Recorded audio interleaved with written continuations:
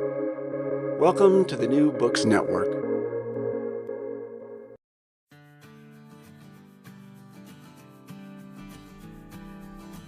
Welcome to Madison's Notes. We are the official podcast of the James Madison Program in American Ideals and Institutions at Princeton University. I'm Laura Laurent, and this week we will be listening to a conversation held between Professor Henry Louis Gates Jr. and Professor Robert P. George.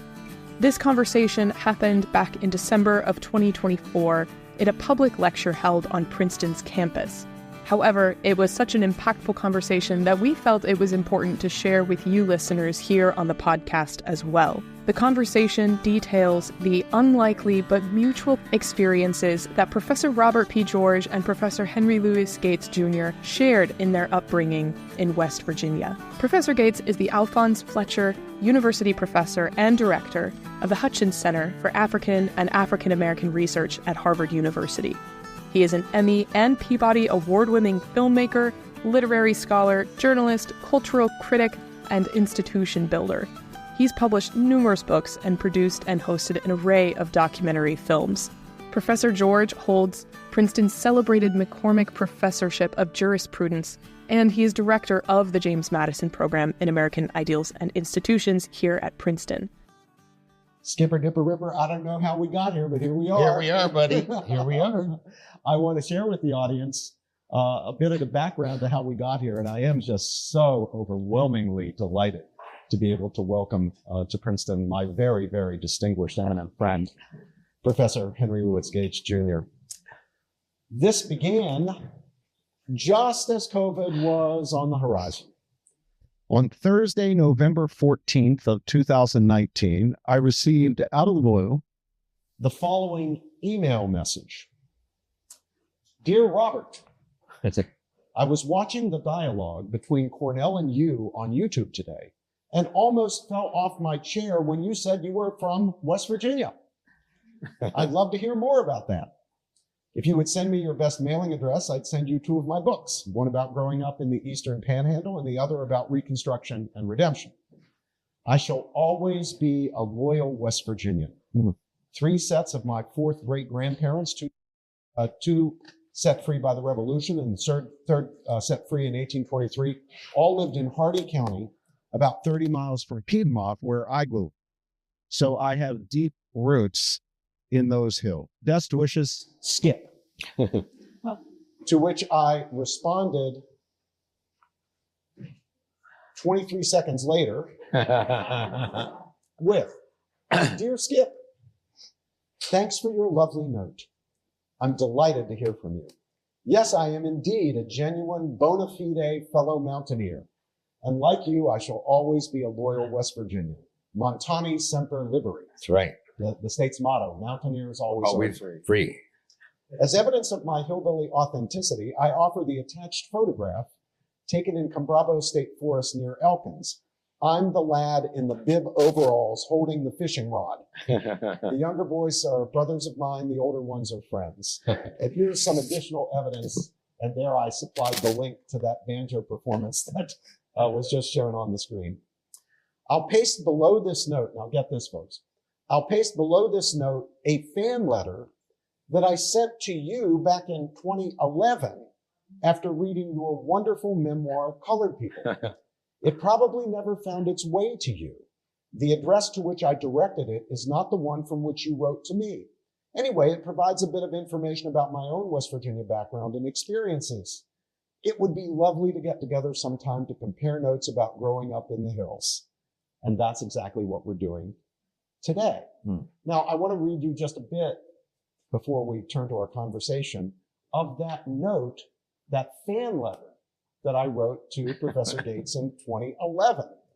Dear Professor Gates, I'm writing to say how very much I enjoyed and admired your memoir, Colored People. I read it when it was assigned to my son in his high school American Studies course. I'm so glad I did. I'm just a few years younger than you are. I was born in 1955. But your book beautifully and quite movingly evoked the culture I recall as a kid growing up in West Virginia. We were quite self-consciously, my family, we were quite self-consciously foreign people. That's how my parents described us, distinguishing us and our customs and mores from the folks that they, my parents, referred to as the American people. My grandfathers were immigrant coal miners, one from Italy, the other from Syria. So we were sort of like our neighbors, but sort of not. I played bluegrass banjo and hunted and fished, but we were still somehow different. We were in some sense part of the larger culture, but also part of the smaller community of foreign people. It made life really interesting, and I look back on my growing up very fondly. Anyway, this is really just a fan letter. I love the book and have shared it with my 4 brothers and others in my family. Obviously, our experience wasn't just like yours, but the parallels were striking. At point after point, your recollections and marvelous descriptions of people, places, and events revived for me long dormant memories. Best wishes, Robert George. Oh, what a beautiful letter. Thank you. You're going to give that to me, right? No, I never received that. Yeah, and the next. I would have framed that letter. I don't use that email address. I haven't used it ever. It was just an email address supplied by Harvard. Yeah. But I'm so glad that Professor Gates got in touch with me out of the blue and identified himself, which I actually already knew, as a fellow West Virginian. So I'm delighted to be here together. And Skip, I want to talk a bit about the culture of West Virginia, the politics of the region, the religion of the region, and about your experience growing up in what was then a very tight-knit Black community in Piedmont, West Virginia. Piedmont is the second biggest town, really just, I would say, a village. 2,500 people in 1950. People in Mineral County. The largest town is Kaiser, which maybe had, what would you say? It had 7,500. Yeah, so, small town life. But it was a white town. It was an Irish-Italian paper mill town with a handful of Black people. It wasn't a Black town. And the respect in the paper mill distinguished it from other parts of West Virginia, including where I grew up, where the industry was coal. Yeah, we didn't have coal. We had paper. But you also had, because you had a factory, you had unions, and unions were a central part of life. Local 676, the United Paper Makers and Paper Workers of America. My father was elected trustee over and over and over again. So I learned about politics first through union politics. But Piedmont was an Irish-Italian paper mill town.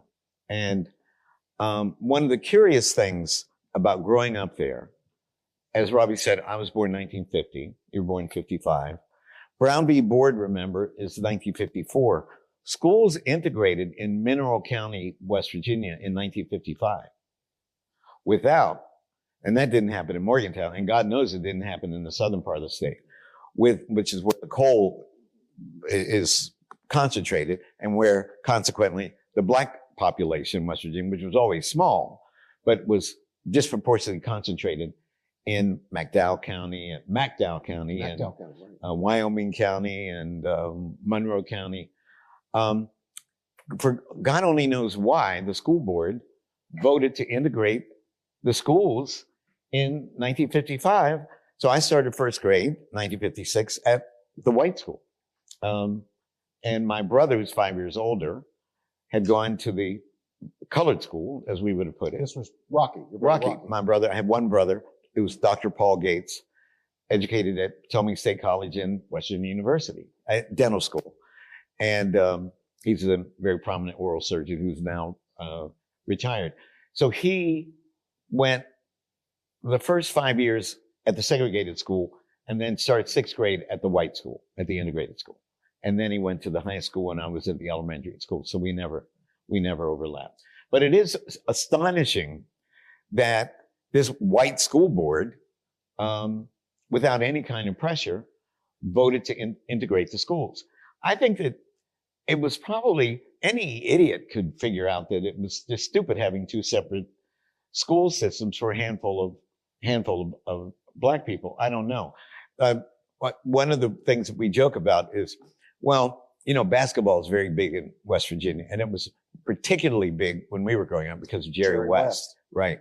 And so even the head of the Ku Klux Klan could figure out that the high school was going to have a better basketball team if they they let these brothers in there. But we were told that we couldn't dance with white girls. That was the thing. There couldn't be any socializing. You could not cross the color line in terms of romance. And you know what the consequence of that was? Everybody spent all their time fantasizing about interracial dating, and a considerable amount of that did go on, but underground. So integration seems, again, we're here relying on this wonderful memoir that Professor Gates wrote. It's now quite long in the past. I think he wrote it in the early 1990s, but it's still just a wonderful read.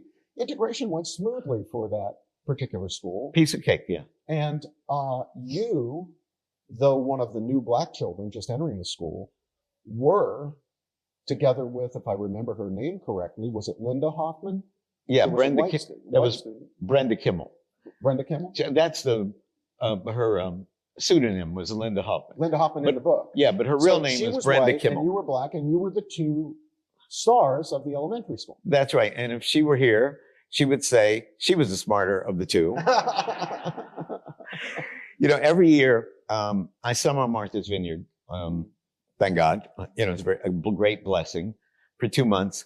And every year, different assortments of seven women called the princesses.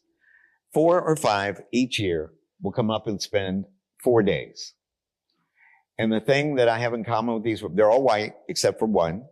So in the group, 6 white girls, and you can see why I'm calling them girls in a minute. 6 white girls and 1 black. And the thing that we have in common is that we met on August 31st, 1956, the first day of first grade. And we are still best friends, including Brenda Kimmel. And Brenda's father was a pharmacist and her grandfather. So we called Dr. Kimmel. And we were bitter rivals every day for 12 years. But it's quite amazing. I mean, I don't know how many of you are still in touch with 7 people. And we were in school every day of school for 12 years. I started first grade with 24 kids in my class, and we graduated a class of 36. So people would move to work at the mill, and the class expanded. So I have deep, abiding, loyal, loving friendships that go back to the first day of first grade. It's quite remarkable, really.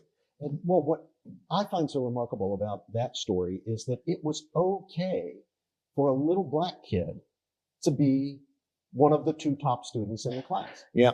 Now, that would not have been okay where I was for one of the foreign kids. That's because interesting. the foreign kids were not supposed to be at the top. So the you American kids were supposed to be at the top. You said Syrian, and what was the other? Italian. That's Syrian and Italian.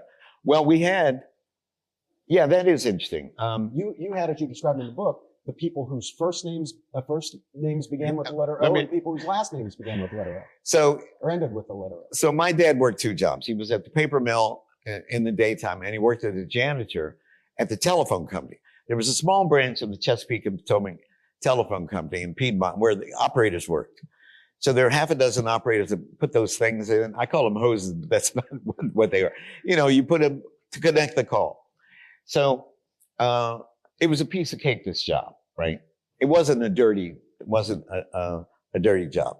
So we were the wealthiest black family in Piedmont because my dad worked 2 jobs. This is all relative. I didn't know we were poor until I went to Yale and took a sociology class. I went, damn, I've been poor my whole life. I should feel bad. And so we had a living room where all the furniture was covered in plastic, clear plastic, right? Look at all the heads bobbing. I never figured out who my mother thought was going to drop in, like Queen Elizabeth when she was down in Washington. Piedmont, by the way, is halfway between Pittsburgh and Washington, D.C., almost exactly. And it's on the Potomac River in the Allegheny Mountains. There were 424 miles between Calhoun College at Yale and my parents' right on the street in front of the house. I know because I drove it all the time. And 423.8 were in states than West Virginia, because it's right on the Maryland-West Virginia border. It's a tri-state area. So Pennsylvania, Bedford, Pennsylvania is nearby. Maryland is right there. The Potomac River separates the two, and you could literally throw a silver dollar. It is in the hills. It's in the Alleghenies. It's in the Allegheny Mountains, Yeah. and it's beautiful. Yeah. I mean, extraordinarily beautiful. So the day before first grade, the day before I met all these now women, the night before, Daddy took me into the formal living room, and you never went in there. And I thought, oh my God, I'm going to die. Like, I wonder what the world I did. And Daddy called me, he lived to be 97 and a half. And he called me Boyd till the day he died. He said, Boyd, something we need to talk about. And I was terrified. And I said, yes, sir. And he said, you're going over to the white school tomorrow? And I go, yes, sir. And he said, well, it's something you need to know. And I go, what's that? He said, there are two kinds of white people. And I said, two kinds of white people. Because we had seen there were white people who lived on my street. Though the black people were concentrated on two streets. Everything was in miniature there.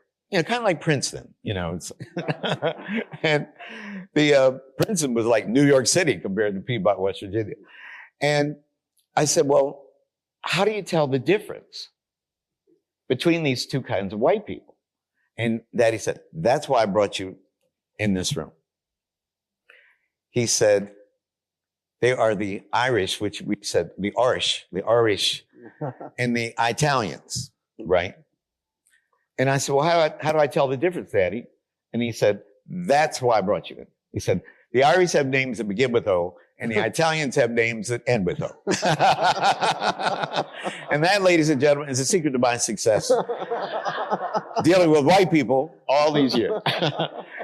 They had given me a test, probably one of the Stanford tests, that all the kids coming into the first grade had to take.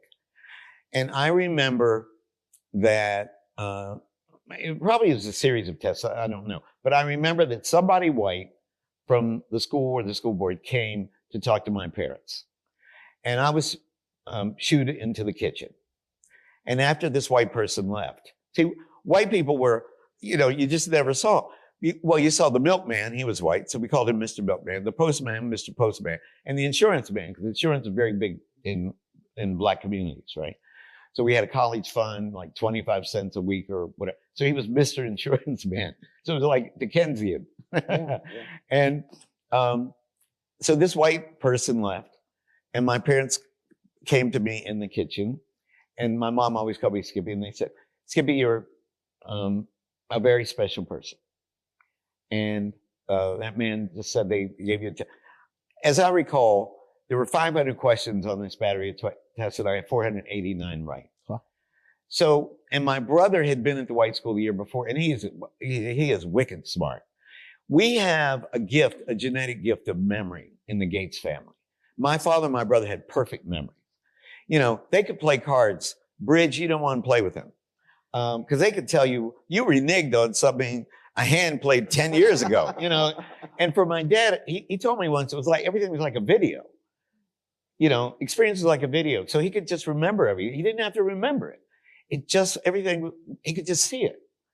I have a very good memory, but not like theirs. So, I defer to them. So anyway, Rocky had done well in the 6th grade. My parents were the only black people my mom was in the PTA, and as I wrote about, and there was one charity called the United Organizations. And my parents were active in that. My mother was one of the officers. So they were the, elite black family. And from day one, I was treated like a little prince. Because, as a teacher, you respond to the kids who respond to your teaching. So, and I was just on fire, right? So it was easy to see how a teacher would think I was a cute little kid because, all the time, right? And so I gave them positive feedback. But it never occurred to me that I was never worried about that. And that was good for my parents. Now, this is a year after Emmett Till and, all the stuff of Montgomery, bus boycott, both in 1955. And none of that, it never occurred, not once did it occur to me that applied to me. I only knew, no matter what I thought of Brenda Kimball, I couldn't ever ask her out, right? Because that was the dividing line. And there was one sort of soda fountain place, the Cut Rate. And we couldn't sit down in the Cut Rate. We could go order lunch, take away, and our friends, classmates could sit down and eat. So we could stand and eat. They had this fabulous hot dog and chili. But why was an exception made for your dad? Why was your dad allowed? My dad looked white. He looked white. Yeah.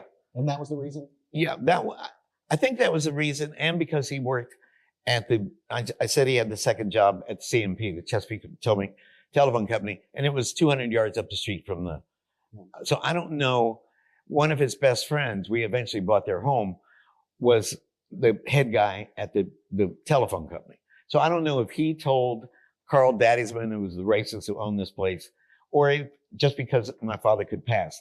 They knew that he was a Negro, that my father never tried to pass. And I look like my mother in terms of my phenotype, as you'll see in a minute. But Daddy could sit down there, but the rest of us couldn't. From the book, it sounds as though your mom could be pretty rough on the white folks. Yeah. And your dad would be pretty rough on the black folks. Is that true? Daddy was, my father, if you explained what structure and agency were, my father was all about agency. It was, if you worked hard in the United States, you could succeed no matter who you were. Don't tell me about slavery. We never had a conversation about the cumulative impact of slavery or Jim Crow racism. Not one time. But he would talk about somebody as a racist. He hated George Wallace and, Orville Faubus. I remember watching Little Rock when I was 7 on TV. And I remember, and I write about this, I remember the white people in Little Rock, they had the high school cheerleaders and they were chanting 2, 4, 6, 8, we don't want to integrate. And their faces were full of so much hatred. But yeah, my parents had me watch that and I was in the 2nd grade. So I was aware that there were places unlike Piedmont in terms of the school system. But it never occurred to me that anything would ever be put in my way as a barrier because of the fact that I was black. Not once. I always was the number 1 in class, except the one year. Now, this is when Brenda would roll her eyes. My grandmother died. The standardized tests. Big Mom? No. Big Mom was Mom. The Gates. Yeah. Gertrude Helen Redmond Gates. And my grandmother died, and I insisted on taking the test. And Brenda beat me. And I said, it was only because I was in mourning that you beat me by it. And she'd go, yeah. But, and I was going to be a doctor because Piedmont had turned out a lot of doctors. Not black doctors, but doctors. And I was, and Rocky was going to be a doctor before me. And, he was 5 years, but 6 grades ahead because he had been skipped a grade because he was so smart. And it was just the way it was. I remember in the 5th grade, Mrs. McDowell gave me her son's dissecting kit, which he had gotten the first year of medical school or something. And then he had not finished. And she said, my son didn't finish, but you're going to finish and I want you to have that. I remember in the 2nd grade, Mrs. Meller set me up in the back and started giving me Spanish lessons. Huh. So, I was treated differently. I was elected class president 4th grade, 5th grade, 6th grade. In an integrated school? Yeah, it was like 90% white. Just a handful of black people in that. I'll give you, if memory serves, 386 black people in Piedmont in the federal census of 1950 out of 2,500. So, Now, do I remember correctly that Rocky your brother was cheated out of the Golden Horseshoe, but you yes, were not? That's right. So in West Virginia, in ranking, there's the Nobel Prize, there's the Pulitzer Prize, and then there's the Golden Horseshoe. The Golden Horseshoe is for mastery of West Virginia history. That is serious business. Anybody can get the Pulitzer Prize and the Nobel Prize. We're getting the Golden Horseshoe, and they prep you from the 4th grade. Oh my God. You have to memorize the flowers, the flora, the fauna.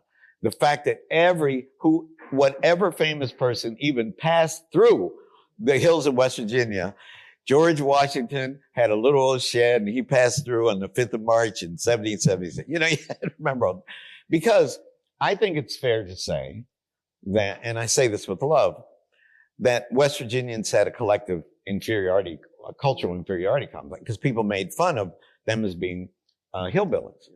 And there's even a commercial that bothers me now, which when the kids are naked and colored, and it's a beer commercial, and they misspell West Virginia, and someone then moves the one from the other, and they spell it correctly. And I go, there they are, making fun of West Virginia, all over again. But Rocky took the Golden Horseshoe test in the 8th grade. Now, if you win the Golden, 4 kids in every county are chosen who scored the highest on this West Virginia history test, okay? Then you go down to Charleston, the state capital, and meet the governor. But to do that, because we lived over near Washington, near Harper's Ferry, you had to stay in the hotel. And the big hotel was the Daniel Boone Hotel. And that year, segregated, I believe, wasn't it? Which was totally segregated.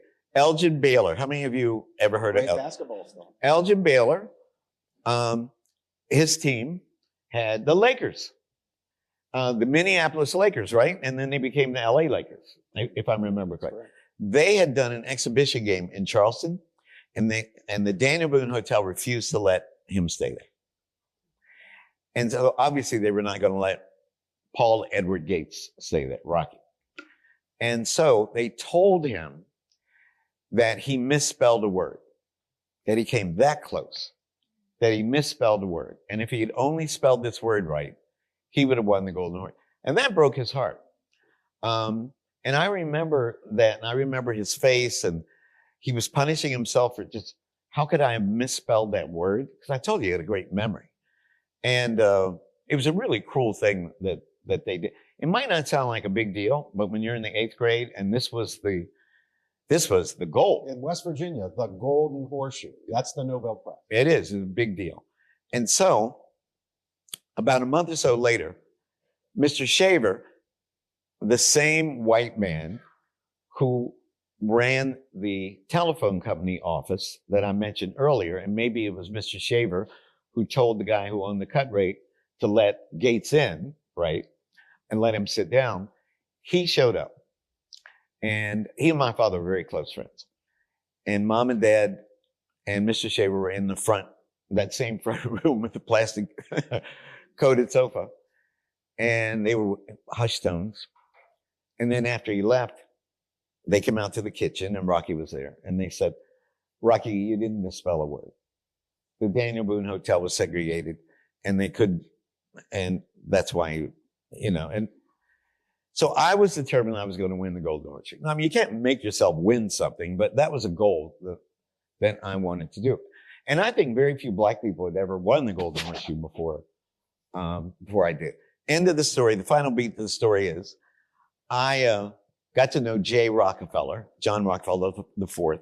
The reason all my PBS programs are at WETA in Washington is because Sharon Rockefeller, Jay's wife, Sharon Percy Rockefeller, remember Chuck Percy? The senator from Illinois. And remember her twin sister was murdered. They never solved that murder. He was the president of Bell and Howell. And when Jay Rockefeller came to West Virginia, he was going to be governor and then president. That was the plan. He married this, it was a fairy tale wedding, and he married Sharon Percy. And she is the CEO and president of WETA I met her, I think, my senior year of high school. I can't remember the reason I was, oh yes. So Jay I wrote my senior thesis on Jay Rockefeller's political campaign. It was going to be the making of a governor, except he lost. 1968, he lost to Arch Moore. Yeah, 72. 72. 72. So he lost to Arch Moore. Subsequently, he would win. Okay. And, so I worked for Jay. I met my first wife working for Jay. And when he finally became governor, I wrote to him and I told him this story. And I didn't hear from him. Then one night, very late at night, my phone rang and a person with a deeply emotional voice just said, thank you. And then he hung up. And it was my brother. Jay had got the state legislature to change the record and give my brother the golden horseshoe, and they sent his little golden horseshoe. Yeah.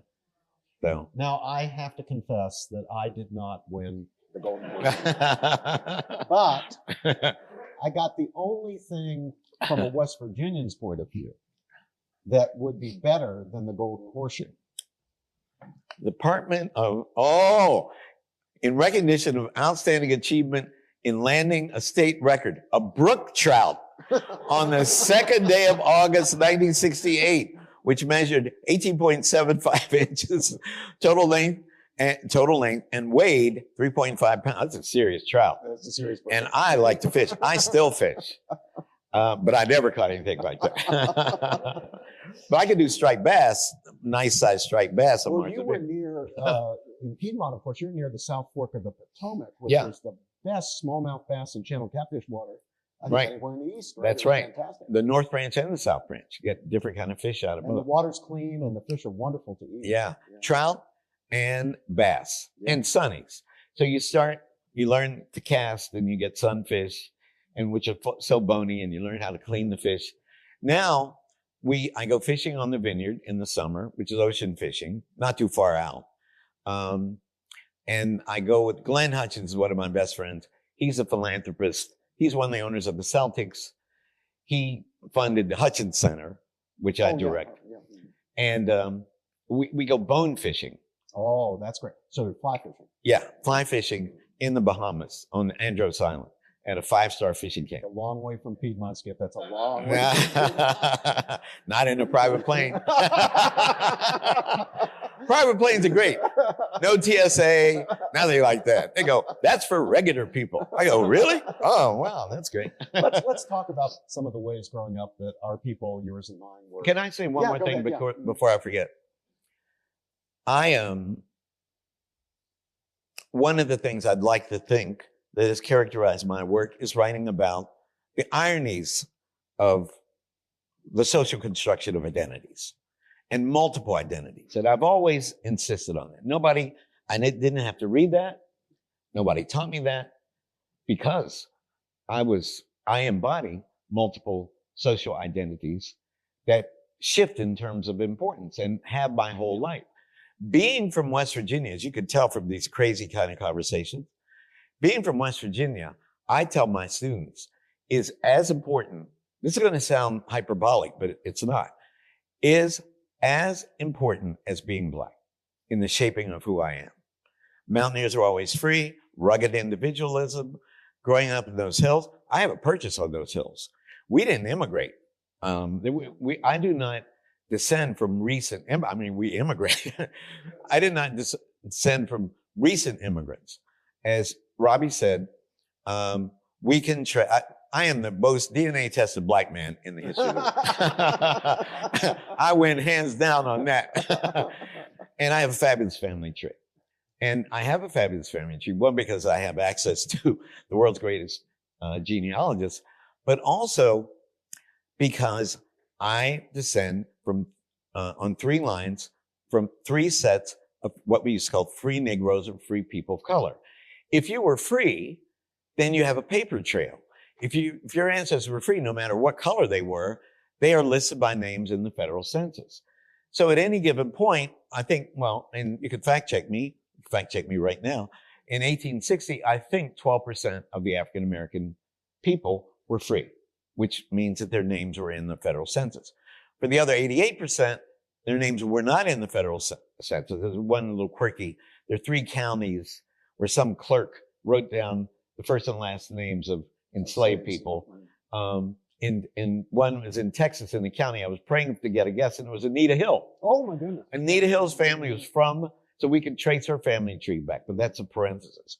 So I'm 2 sets of freed Black people were freed by the American Revolution. And one was a white neighbor named John Riley, I think, tried to force him back into slavery, saying that he was not free.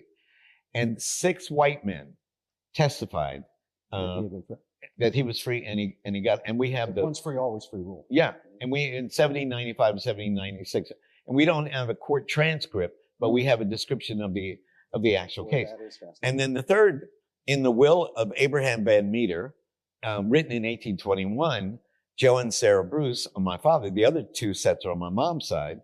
Joe and Sarah Bruce were freed in the will upon my death, and then upon the death of my wife Elizabeth, my faithful servants Joe and Sarah Bruce, and he gave them 1,000 acres of land. And some of my cousins still own some of that land. That's a lot of land. That's a lot of land. In those days, that was an enormous amount of wealth. And that's in Hardy County, and it's 30 miles from where I grew. So my family migrated 30 miles over 200 years. Think about that. That is a lot of stability. And of all the guests whose ancestors we've ever traced, that's not true of anybody whose family tree that we ever did. That they descend from 3 sets of 4th grade grandparents who lived 30 miles from where they did. In Europe, in the old days, that's the way it was. But in my life, you know. A difference in our experience is that you grew up with educated, well-educated, university-educated elders in some cases, I think on the Gates side. Yes, family. on the Gates side. And I did not. So I was the first I'm first generation, in my family. Oh my God. You had several on both. Aunts, were they on the Gates side who had university degrees? Get this. You want me to do a little demonstration? Yeah, let's do it. All right.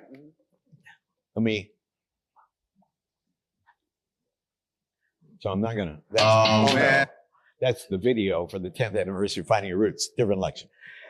I descend from, this is the oldest Gates ever recorded. This is Jane Gates. She was born in 1819 and she died in 1888. And the day that I saw this photograph, I remember the day, it was July 2nd, 1960. I was 9 years old, okay? And, well, I'll run through the genealogy. So Jane had 5 children, and they all looked white. I descend from her oldest son, Edward. Edward's a big name in the Gates family. And she only told her children that they all had the same father and that he was white. That was it. Edward, my great-grandfather, was born in 1857. He died in 1945. 5 years before I was born. And Jane took the secret of his paternity to her grave. All right? So, this is my grandfather. This is his obituary in Cumberland, Maryland. Cumberland was the biggest city in western Maryland. It was west of Hagerstown. And it was a big industrial area. The B&O, the Salinese, Pittsburgh Plate Glass, Kelly Springfield Tires, and Allegheny Ballistics were all there. It's a beautiful town in the mountains. It's distinguished for the spires of the churches in the town. It's magnificent to see, actually. And my grandfather was he was a sexton at the church, at the Episcopal Church. Yeah, Emmanuel Episcopal Church. So this is my grandfather's baby picture. My grandfather was look at that, typical African-American boy, right? My grandfather was so white, we called him Casper behind his back. He was born in 1879 and he died in 1960. That's his father. The man back there in the middle of that photograph is Jane Gates's oldest son, my great-grandfather. Wow. And this is his daughter, Pansy. This is his oldest daughter. He had 3 daughters. That's my great-grandfather and his wife, Maudeline. My daughter's name Maud. There are 3 generations of Maud on the Gates family farm in Patterson's Creek, West Virginia. They owned a 200-acre farm on, they called it Gates Run, which is Patterson's Creek, which runs into one of the branches of the I really want people to appreciate 200. That's a big farm that was a big farm in West Virginia. And that's on the farm. And my daddy, whom you're going to meet in a minute, was born on that farm, which is 15 miles from Piedmont. Okay. And this is their children. And there's Edward up there, that bad photograph. And they were the 3 daughters. All right, you ready for this? My great-grandparents made the decision to send the 3 girls to college in the beginning of the 20th century, not the boys. The boys had to which work the farm. really pissed my grandfather never, ever forgave them. They all went to Howard. Pansy, who loved me, I knew them all. Pansy was the first member of the Gates family to graduate from Howard. She went to nursing school at Friedman's Hospital. And Maud, remember I said there were a bunch of Mauds, Maud and Letitia graduated from, became teachers. Pansy married a dentist. Maud married a pharmacist in Baltimore. And Letitia married a sign painter. So they married well. And they definitely were in the elite by color and by class. You marry a dentist. So they went to Martha's Vineyard. And there was a black country club. They were called the New Jersey Matrons. You know, their husbands were doctors and dentists. And her best friend was Jean Davis's mother, Jean Curtis Davis. She married Charles Davis, my mentor at Yale. Right? We finally all figured out when Jean said, "Are you related to Pansy Gates?" I go, "Yes, my great aunt Pansy." And everybody fell out. So anyway, that's just the segue. Skip, let me just ask you about Maud. Her middle name is Withers. Mm-hmm. Now, that's a common West Virginia name. One of our fellow West Virginians is Bill Withers, the great musician. Yeah, from Slab Fork. Yeah, from Slab. No relation. No relationship. No. He was down there in the coal fields. Yeah. And that's my daddy. Henry L. That's what everybody called him. Henry L. And this is my family. My favorite photograph of all. That's Rocky. That's my dad. That's my beautiful mother, Pauline Augusta Coleman. See, I'm a Coleman on my mother's side. And the guy defending passionately the Second Amendment would be me. I had a great toy gun collection. And then I won't tell you the rest of what. This is Jane Gates's obituary. So for a black person in overwhelmingly white Cumberland, Maryland, to get 3 obituaries, this is the crucial one, dated January 8th, 1888. So I'll tell you very quickly. We buried Pop Gates, my grandfather, right? He's buried in the Gates are Episcopalian. It was an integrated cemetery. All the other cemeteries were segregated. But the Episcopalians, because there were only a handful of black Episcopalians, right? So we bury him at the Rose Hill Cemetery in Cumberland, where Jane is buried. We have the whole Gates family plot. And then we come back. Daddy takes us upstairs in the house that Jane paid cash for in an all-white neighborhood in Cumberland in 1870 for $1,200. Now, she had those 5 kids looking white. You don't have to be Sherlock Holmes to figure this out, right? So, and we still have that house is now on the National Registry. He takes Rocky and me upstairs. My grandparents' bedroom has a sun porch off of it. We go out there, there's a big armoire, and Daddy opened it, and it was full of bank ledgers like this. It's the only one that's left. And it turns out my grandfather was stealing, he was a janitor at the First National Bank in Cumberland, Maryland. He was stealing these bank ledgers. But Rocky and I thought it meant that we were rich and Daddy was about to disclose the family fortune. but he was still going to use them as scrapbooks. And he would clip newspapers, and he would glue all kind of stuff. He had an inordinate fascination with death, every kind of death. Automobile accidents, railroad accidents, airplane accidents, and then the daily war dead from that area. So every day the war dead would be on the front page, and he clipped all of those things. So Daddy is pulling out these scrapbooks from the armoire, looking for something. Rocky and I don't know what the hell is going on. And finally, after maybe the 6th scrapbook, Daddy says, I found it. He said, look, you boys, look at this. If you could see, Aunt Jane Gates, a well-known and estimable colored woman, died at her residence on Green Street, age 75 years old. An estimable colored woman. And then he pulled that photograph out between the leaves of that scrapbook. And he said, this is the oldest Gates. I never want you to forget her name or her face. There was no warning, no prelude to this. He just did it. Then Rocky and I looked at each other. Daddy was on the floor. Daddy gathers up all the scrapbooks, put them back in the armoire. We go downstairs for the repast. And then we drive 25 miles back home to West Virginia.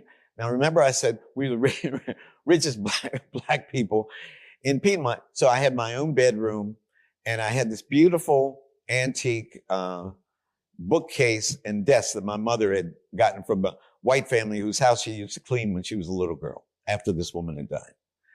And on my desk, next to my bed, sat an old-fashioned red Webster's Dictionary. Remember those? I still love dictionaries, and I love that dictionary. I mean, I'm now the general editor of the forthcoming Oxford Dictionary of African American English, and it's all a riff on that dictionary.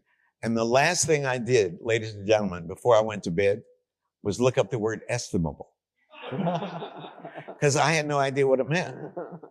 And I thought, wow, that funny looking lady who was a midwife. I didn't know what a midwife was. This is her nursing outfit. I said, if that funny looking lady's estimable, maybe I'm estimable too. The next day was July 3rd, 1960. And remember I said, despite the fact that the school was integrated and I didn't suffer any discrimination, we were segregated socially. So the paper mill had a white picnic and a colored picnic. And we went to the colored 4th of July picnic on July 3rd. And on the way back, Red Bowles, that was his name, he was of Irish descent, had what we call a convenience store. And I said, Daddy, buy me a composition book. And he did. And that night, in front of our 12-inch black and white TV, and by the way, cable came to Piedmont, West Virginia in 1949. All my students think cable was something invented for kids in New York. Cable was invented for people who lived in mountains. So Western Maryland, Western Pennsylvania, and Eastern West Virginia got cable. So we had nine channels, and most of them came from Baltimore and Washington, which is a great thing growing up, because I didn't grow up with, my first wife grew up with things from Charleston, stations from Charleston and Huntington. Believe me, there's a big difference. I grew up with all the programs that kids in DC got, like It's Academic with Mac McGarry or whatever. So I could gauge how smart I was on Saturday night up against Episcopal High School and Saint this and Saint all that. But anyway, I'm on the way back from the colored picnic. Daddy bought me a composition book. And that night in front of our 12-inch black and white TV, I interviewed my mother and father about what only years later I would learn is called your family tree or your genealogy. I did my first family tree when I was 9 years old, the day after I met Jane, the estimable Jane Gates, because I wanted to figure out how someone with my physical features could be descended from a grandfather who was so white that we tease him about being a ghost behind his back. And then, what in the world was a slave anyway? And she didn't look like any African I saw in Tarzan. So where was she from? I was just trying to puzzle all this out, functioning on instinct. And my shrink said to me about a month ago, something that just floored me. He said, you realize that the only reason that you invented Find Your Roots was all because of this 24 hours of events that unfolded in your little life when you were 9 years old. Because the punchline is, in the season 11 is about to air, Find Your Roots, the #1 bragging nonfiction series on PBS. 4.5 million people watch Find Your Roots every week, which is, for PBS, incredible.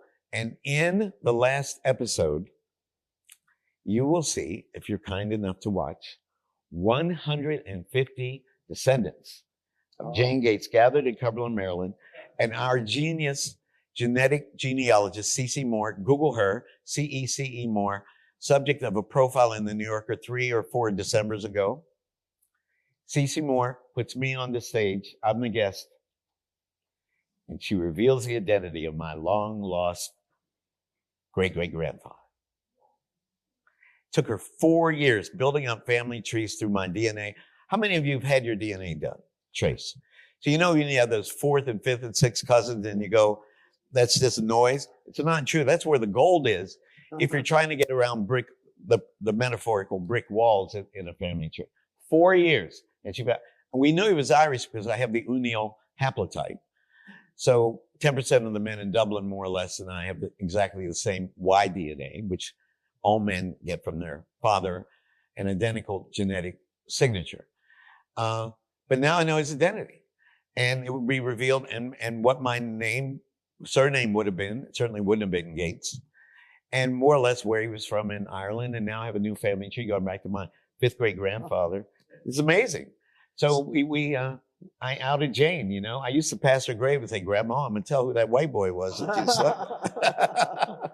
Let's give some time to the Coleman side of the family, your mom's side of the family. Fascinating characters there. They are West Virginia, not Maryland, right? Yeah, they're West Virginia. They're hardcore West Virginia. Yeah, right on the border.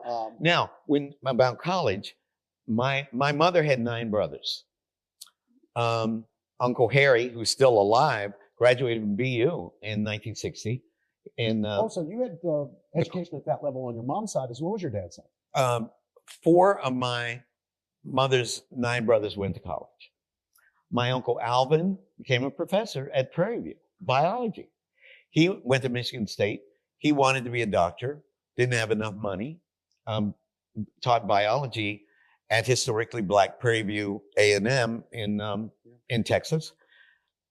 Excuse me. And then our 2 youngest brothers went to Potomac State. I don't think they got their associate degree, but then they worked at the paper mill. They got white collar jobs at the paper mill. But 2 of them actually graduated, and they had 2 sets of degrees, I think. My uncle Alvin went to West Virginia State, which was a black institution, down in Institute, West Virginia. and then went to Michigan State. Okay. And Harry went to BU. Harry Colvin. Now, your mom did not go to college. No, there was no way. My mother was born in 1960, but my mother worked and put them. I write about this. They would send their clothes, their white shirts, in these brown, I don't even know what you call these things. They were like this long and they had these straps, and they would send their white shirts, and she would launder and starch them and fold them and then mail them back to her. Do you have anybody here remember a TV show or ever hear of a show called The Big Payoff? It was like Queen for a day. So one day, remember, I started school in 1956. Our TV was on all the time. Okay. From the time whoever got up first turned the TV on. And when I went to bed, it was still on, like the hearth. And so I'm playing, and our phone starts ringing off the hook. And there was this TV show called The Big Payoff. And the phone starts ringing, and they had a feature that someone could write in about why a person who had done wonderful things should be honored, right?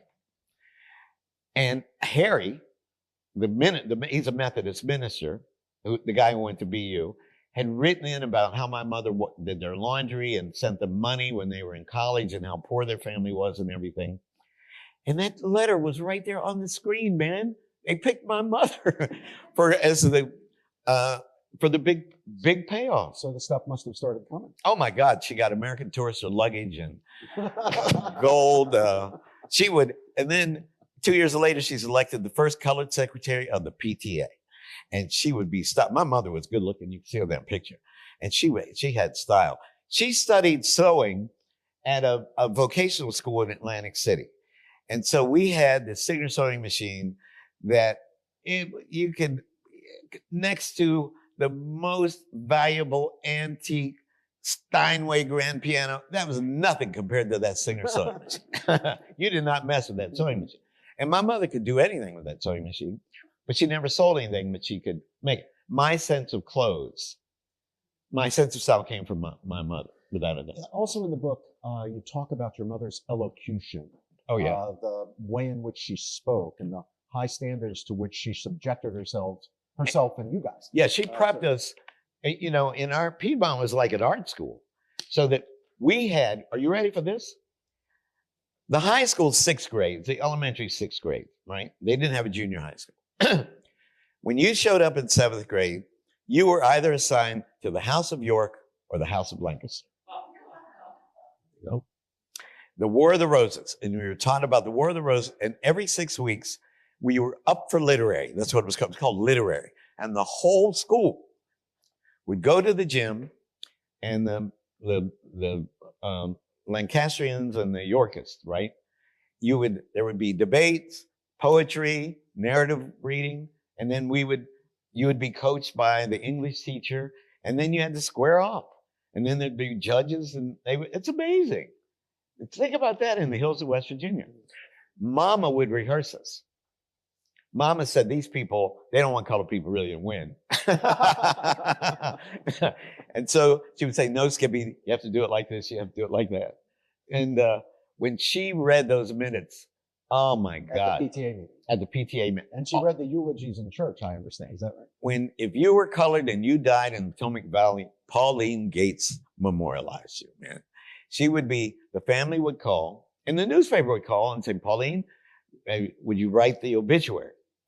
And those obituaries did double duty because she would read them as eulogies in the church. And before I started 1st grade, she would dress me up and I would go sit in the church and hear all this wailing. These are black churches, man. It was serious. I love the music, right? And people would be getting the Holy Ghost and stuff.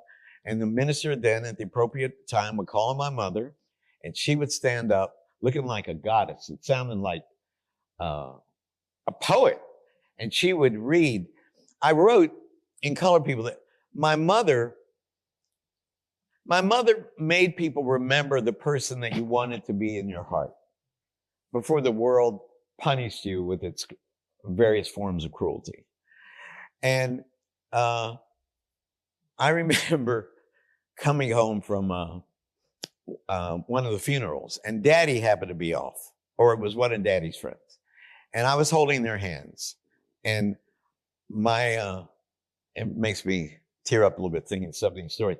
My daddy said, Pauline, you did a good job today. You did extra good today. And she said, well, thank you, Gates. And I was holding her hand. And then Mama said, yeah, you did so well, in fact, that I started to stand up in the middle of your eulogy and walk up to the altar, open the casket to see if that mean son of a bitch was still in there. And she goes, you eulogized the person you would have been. Yeah. And she goes, Gates don't use the language like that in front of that little boy. And then they busted out laughing, and she loved it. And so it took me years to realize that my first model for a writer was my very own mother. She was not only reading, she would then publish what she had written in the Piedmont Herald or the Cumberland. Yeah. And so in retrospect, it was inevitable I'd end up getting a PhD in English, rather than becoming a medical doctor. When did you abandon medicine as your ambition? I still haven't. Oh. I was lucky enough to get a MacArthur in the first group. And the only reason I'm mentioning that is, and that was when nobody even knew what it was. I was 30 years old and had a 1-year-old daughter. We didn't have any money. I was a little lecturer at Yale. I just got my PhD. The first thing when I got off when Roderick MacArthur called me, which was, life-changing experience. All of a sudden I had this money. And the first thing though, that I said, now I can go back to I can go to medical school. Oh, yeah. Because it took me a long time to shake that. But I was put on earth to do exactly what I'm doing. Yeah, you do it well. Yeah. Let's talk a bit about Appalachian religion. So, being foreign people, we were not part of what I'm about to. Did you go to Orthodox? Well, we were Catholic on my mother's side and Orthodox on my father's side. Right. There were very few Orthodox people, a small Greek community, even smaller Syrian community. The Syrian community was basically my family. Right. That was it. But there's Syrians in Charleston. There are in Charleston, exactly. Right. And there's a cathedral actually in Charleston. Yeah. But, like Fred Haddad, you see when you see Haddad trucks, which are all over Boston, that family's from West Virginia. Yeah. But so in what my mother would call the American community, among the American people, I love that thing. This is great. Religion was class. It was linked to class. Absolutely. So at the bottom end were people who were Holiness Pentecostal. That's right. And they would attend Church of God or Assemblies of God. That's right. Now, step up from that were people who were Independent Baptist, Free Will Baptist. Right. Step up from Free that, will. you had people who were members of National Baptist conventions, like the Southern Baptist Convention or the American Baptist. And then just step up from that with the Methodists. And then you got into the high class people. Presbyterian. Presbyterian. And then at the very top, the Episcopalian. My father would say the true church. Now, was there a parallel sort of absolutely in the African American community? Yeah, absolutely. But everybody was Methodist or Baptist. Zora Neale Hurston. Well, there must have been some holiness. Oh yeah, I forgot. Church of God in Christ. Church of God in Christ. I wrote about this. The Church of God in Christ. That is where the Holy Ghost lived. I would turn the corner. The Methodist church, my mom's church was the Methodist church. It was on Water Street. There's right there, the lawn, that's the Potomac River. So Water Street, right? When I turned the corner on Water Street, I crossed over because the Church of God in Christ was down there because I was afraid if I walked by the Holiness Church, we call it, the Holy Ghost would snatch me up. I was terrified of that church. So the Methodists had a little more higher class than the Baptists. But they would still be what we would regard today as evangelical, right? Yeah, they would get the Holy Ghost. Very Bible-based. And they would rock. Oh, yeah. Oh, yeah. And as far as the church, everybody was lit, not the Episcopalians or the Catholics or the Presbyterian. But in the Black community, the Bible was the Word of God. And he spoke in King James English. And that was the way and don't be messing with that, talking about interpretation. So the Colemans were Methodist. Colemans were Methodists. And Big Mom. Big Mom was very religious. So Big totally. Mom was very devout in the church. Yeah. And in fact, she wouldn't leave, right? She wouldn't leave when they wanted to close the... Yeah, you could forget that. They didn't want to go over to the white church. The Methodists decided that segregated things probably weren't very Christian. It took them a long time. And Big Mom said, I went to the colored Methodist church and I was, this is my seat. And then, then she died. She did not want to, integrate. And the Gateses were Episcopalian. Totally from the start. Maud and Edward were the founders, among the founders of St. Philip's. If you ever, this is just a kinky little fact, but I noticed that many Black Episcopal churches were called St. Philip's. And it puzzled me then. But if you remember the Ethiopian eunuch. Oh, there you go. That's in Philippians. Yeah. And he's reading the book of Isaiah. Oh. So the only way that Black people could get close to the New Testament, right, with the Black history fact, was through, and this guy was for real. He was the treasurer of the kingdom of Meroe. Meroe. And Meroe was where Nubia changed names. Egypt got all its gold from Nubia. And Nubia, the kingdom of Cush in the Bible, that's a real place. That ran roughly between Khartoum, the capital of Sudan, and the Aswan Dam, the first cataract. And I've made films about it. Wonders of the African World, and then my more recent series on Africa called Africa's Great Civilization. And the Candace, or the Candace, every woman named Candace, is there any Candace in here? No, Candace. Every woman, you could look this up, every woman named Candace got the name from the Queen of Merowe. She was called Candace, Candace. And that is the etymology of the name Candace. Isn't that wild? That is wild, and it also helps to explain the name of the wonderful black school in Dallas, where Cornel West and I have frequently visited, called St. Philip's Academy. Oh, yeah. In St. Philip. So they went to St. Philip's Episcopal Church in Cumberland. You say in the book... But then it was closed when they integrated. Yeah. And that's where I go to. You say in the book, toward the end of the book, that integration came to the African-American community in Piedmont with a tinge of sadness. Oh, yeah. Because it meant the picnic was gone. The picnic was gone. The churches were on their way out. People said, and it's the difference between enforced separation and willing association. I remember my Aunt Marguerite, one of my mom's two sisters, just said, this is not what, I didn't buy into civil rights to tell them that the color picnic had to be shut down or that our church had to be shut down. We have a right to associate. And that floored me, and she's right. I mean, I believe in willing association. Nothing wrong with that. If we had said white people couldn't have come over to the colored picnic, but nobody would have dreamed of saying that. But we lost a lot because of integration. And that's because the black institutions basically shut down. Or were shut down. When the school integrated, it was great for little Skippy Gates, but not for all the black teachers in the elementary and the high school. You know what they did with them? They fired all of them but one. So what survived were the white schools? The white schools, the white businesses, the white school took one of the black teachers from the black elementary school, was hired to teach in the integrated elementary school. And one of the high school teachers, the principal, Mr. Edwards, was hired to teach in the high school. One. That was it. I didn't have a black teacher. I only had one, and that was Jada Hunter, who taught typing in the 9th grade. All the kids, all the boys in the reason I answer emails quickly when I get them is because, well, I'd played saxophone in the school band, and I'm dexterous, and the first black teacher that I ever had was the most beautiful black woman you have ever seen. Her name was Jada Hunter. And I lectured at Marshall University a few weeks ago, and she came and she stood up, and people almost dropped dead at how beautiful she looked. In Huntington, West Virginia. And I was like flying on the typewriter. And I would say, Miss Hunter, could you lean over here and look at my... We just have a few minutes for questions from the audience, but I would like to take 2 or 3. So what would you like to ask us? Mike Rossin, all the way in the back there? Yeah. Let me explain that when this is over, he's going to rush me out because I'm flying to Miami. I'm officiating a wedding.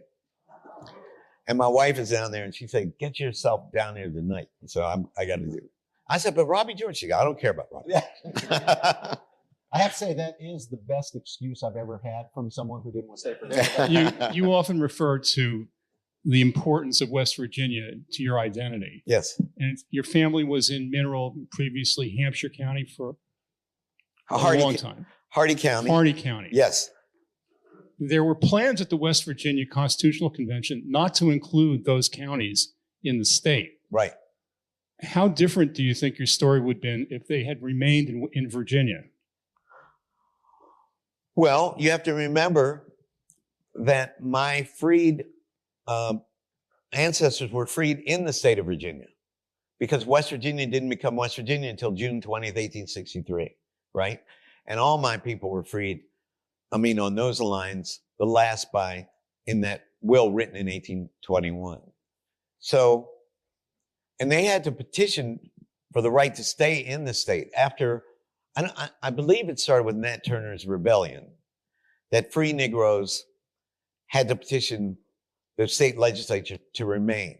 And Joe and Sarah Bruce, the couple who got the 1,000 acres, their son Charles, there's a a collection. Sorry, it's so rambling, but there's what's it called, the black codes of Virginia, or the black laws of Virginia, and my family's petitions are in there. Oh, yeah. And they were granted until Elizabeth Van Meter died.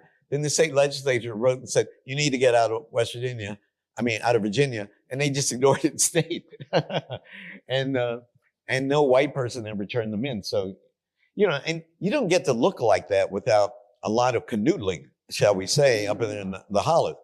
So the availability, the gene pool, what am I trying to say? You understand? There was a lot of interracial sex going on in those hills of West Virginia, a lot of communing across the color line. So I don't think I'm answering your question, but they did stay in Virginia until, their whole lives in the slave state of Virginia, which only became the free state of West Virginia during the middle of the Civil War.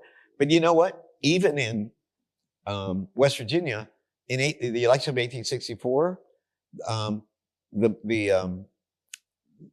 good mountaineers turned down the right of black men to vote, for free black men to vote in the 1864 election. They did in New York too. Frederick Douglass campaigned like crazy for that. In the state of New York, free black men could vote if they satisfied $250 property requirement and something else that I can't remember. Next question. Yes, can we go over here, Debbie? Yeah. Oh, but I have to say something about my mother's side. My father used to say, I really got into the Gateses because they were Episcopalian. They smoked, they drank, they played cards, they were cool.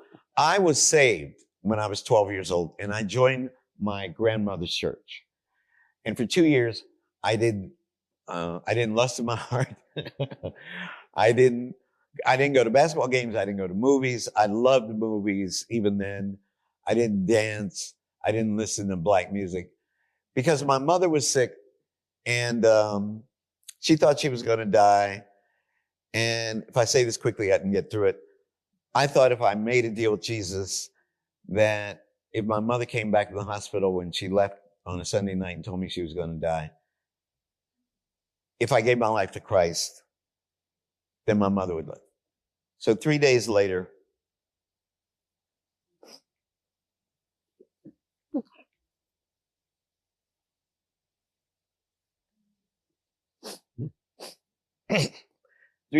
my mother came back from the hospital. And I remember looking in the mirror and saying, oh my God, I made a deal with God.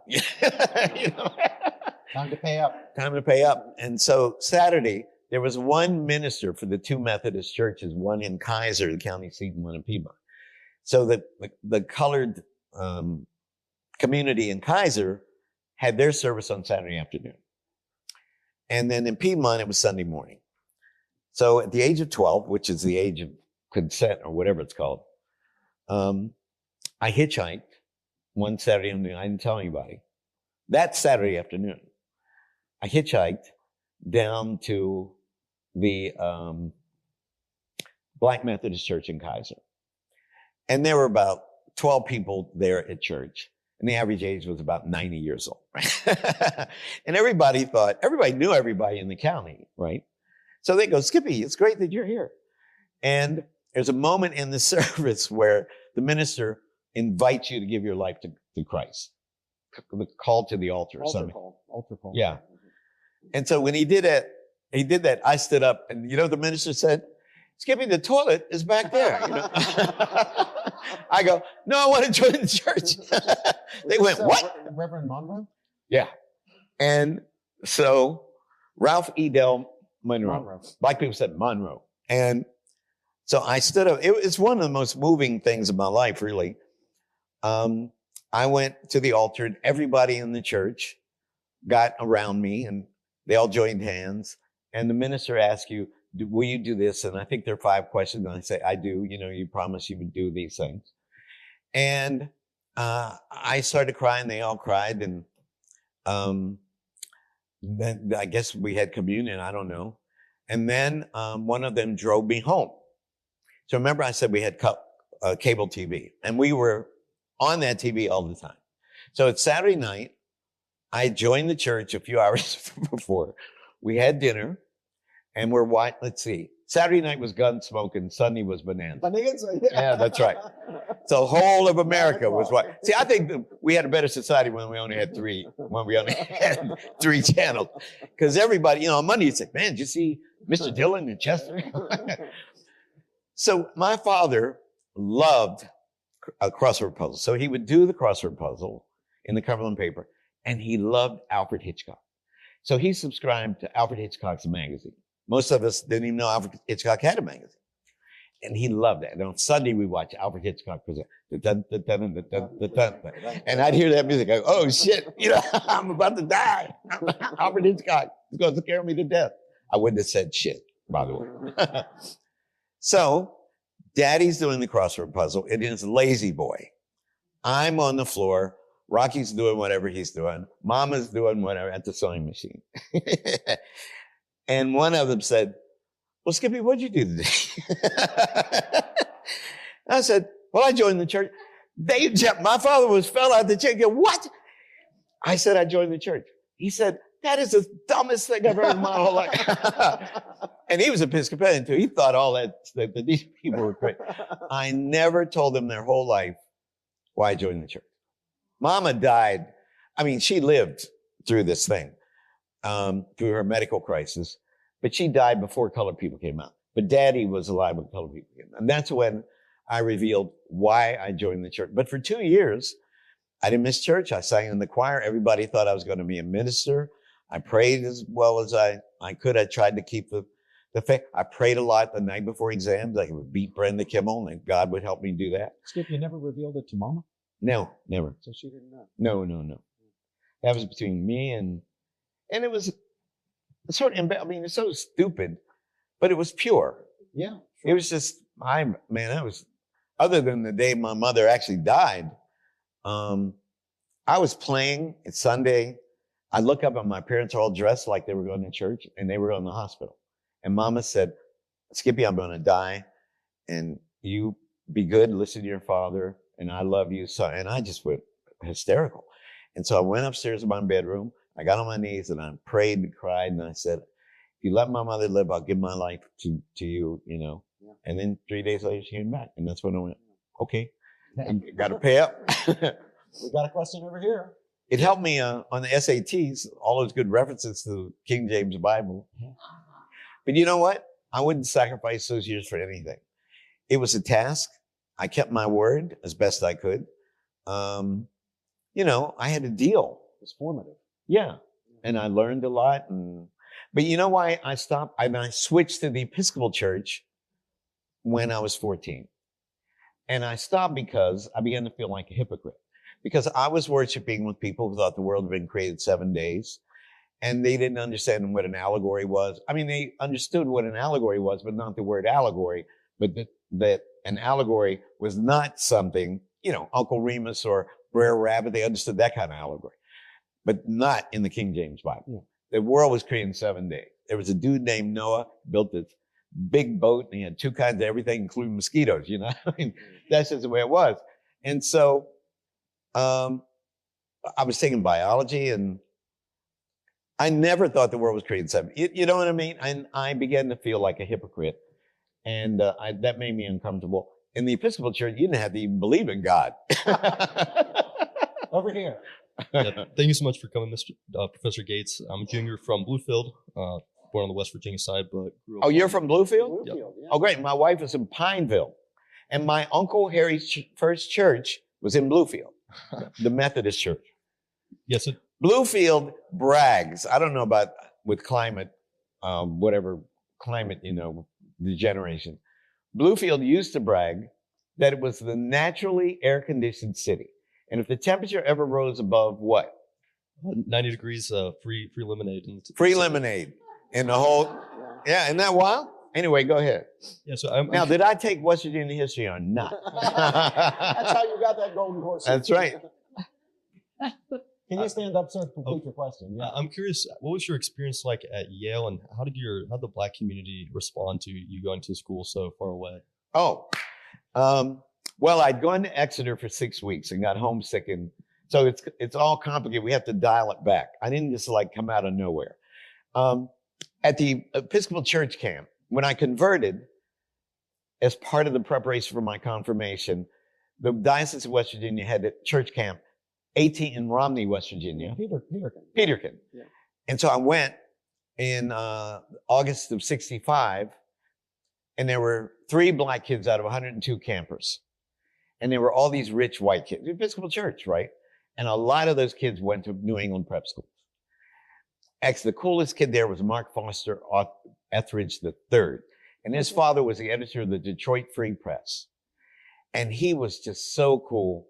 He edited the campus of the camp newspaper. Thank you. And he wrote an editorial about how the bishop cheated in softball. And I remember thinking, you're a bad dude, man. And the bishop was so pissed off. Bishop wanted to wring his neck. And I went up to him and I said, you're a bad dude. I go, where do you go to school? He said, a place called Exeter. I go, how do you spell that? X? And I wrote to Exeter, and they were like deliriously happy to find me. And Jay Rockefeller interviewed me. And my brother and I always tested well on standardized. Nobody told us that black people didn't test well.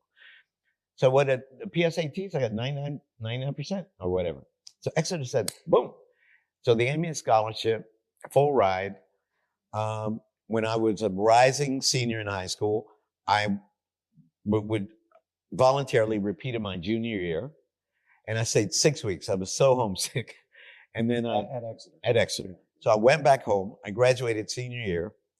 I applied. My freshman year was not at Yale. It was at Potomac State College, which is a branch. It's like a community college, but it's a branch of West Virginia University, 5 miles away in the county seat. And people say, why in the world did you do that? Here's why I did that. I wrote to Exeter. I didn't apply to college. I wrote to Exeter and said, I made a mistake and I want to come back for a PG year, postgraduate year. And then I want to go to Harvard, Yale, or Princeton, right? And my father's first cousin had graduated from Harvard Law School in 1949. Letitia, Maud's son, the pharmacist, had graduated from Harvard Law School in 1949. So it was always Harvard, Yale, or Princeton. The local Episcopal priest, Fred Bannerow, had graduated from Yale. And I had all these New Jersey cousins. So, and Princeton was in the air too, but we didn't have a family connection. But we had a family connection to Howard and to Harvard. And my father's first cousin's wife was the second woman in the history of Harvard to get a PhD in comparative literature. A black woman. She got her in 1955. So they were like the mythic couple when I was growing up. The Gateses loved education, and they would point to this couple as having gone to Harvard. So I wrote to Exeter and said, I want to do a PG year, then apply to Harvard, or Yale, or Princeton. I only wanted to go to Harvard, Yale, or Princeton. And then I wanted to go to Oxford or Cambridge. Because by this time, smart people went to Harvard, Yale, or Princeton. I'm watching TV. And then some people, like Bill Bradley, gets a Rhodes Scholarship, and I knew that was for me. I wanted top drawer credential. And to my amazement, Exeter turned me down because I dropped out. So I had no choice but to go to Potomac State College. I was pre-med, straight A's. And then I applied to Yale, and I said, because remember, I'm a freshman in 1968, 69. What's happening? Affirmative action is coming to the Ivy League and everywhere else, right? And so I applied, and I said, I'd repeat my freshman year. And I took the SAT. Nobody in Piedmont High School had ever taken the SAT. They took the ACT. That was to get into the state school. Yeah. And I took it. They had to arrange. I went to Allegheny High School, and I was the only one. I took it, and I did well. And Yale said, you're in, and you don't have to repeat your So did you enter Yale as a sophomore? I entered Yale as a sophomore. I didn't know that. I went straight into the sophomore. So to answer your question, everybody was proud of me, and I was going to Yale. But this is the color people, right? And I loved using that name. With my students, I tell them that if Frederick Douglass talked about being colored, I will say the word colored. You can't cancel me. I'm not woke. This is the way I'm a scholar. This is the way it is. don't be trying this shit on me. And if you don't like it, get the hell out of my class. Usually people clap. And sometimes they get up and slam the door and leave. But when I hear the word color, I think of my mother and the smell of the kitchen and that was the colored world that we grew up in. So class of 66 at Yale had 6 black guys. The class that entered with me, the freshman class and transfers, 96 black kids. Why were there other transfers? Because Yale went co-ed. So women were transferring from the sister schools. So who greets me? Who became my immediate friend? Sheila Jackson Lee. Sheila Jackson. She transferred in. Sheila Jackson Lee, congresswoman from Houston, sadly recently succumbed to pancreatic cancer. Anthony Davis, Charles Davis' son, got the Pulitzer Prize for music, I think in 2020. Kurt Schmoke, who was a Rhodes Scholar. He was the mayor of Baltimore, wasn't he? First black mayor of Baltimore. Yeah. He was the first black Rhodes Scholar. Yeah. And I was going to be the third, but I got a melon to go, go to Cambridge. Then Bill Farley, but the name's not important. And a pre-med guy, a little nerdy guy, I always forget his name. He didn't really hang out, didn't like to go to parties. What's his name? Ben Carson. Ben Carson. Ben. Wow. Ben and Candy. I've known him for 50 years. Wow. All these people were like super people. And I remember I told my daddy, I said, Dad, I'm going up there to Yale. And that my life as a straight A student is over. So, but I said, but Daddy, he's looking at me. And I said, Daddy, but if I get all C's, that's like a C at Yale is like an A at Western University. And he looked at me and he said, boy, you think I'm stupid? And then you know what he said? It was the coolest thing. He said, all you got to do is do as well as you can do. And we'll be proud of you. And the one thing I want you to remember is if they don't treat you right, you come on home. And he told me that and I cried. They bought me a brand new car because they thought all the kids at Yale had brand new cars. Yeah. Now, one of the things that I'll do tonight on the plane is watch the Detroit Lions. And for the last 4 years, the Lions have been my team because the principal owner is Sheila Ford Hamp. And Sheila and I were very close friends from Yale and in the same secret society. And she became the principal owner. Her father was Bill Ford. She's Henry's great-granddaughter. Yeah. And she turned the Lions around. And she said when we were in the secret society, it's like the Eden clubs here, that's what she was going to do. And so I'm very loyal to her, and I'm going to go to the Bills game on the 15th, and I'll be rooting for them against the Packers tonight. So, why do I mention that? Because I believe the only 2 people in all of Yale with cars were Sheila Ford and me. I am so sad to have to bring I'm sad too. To an end, I will only do it if you agree to come back. I will come back. I will come back.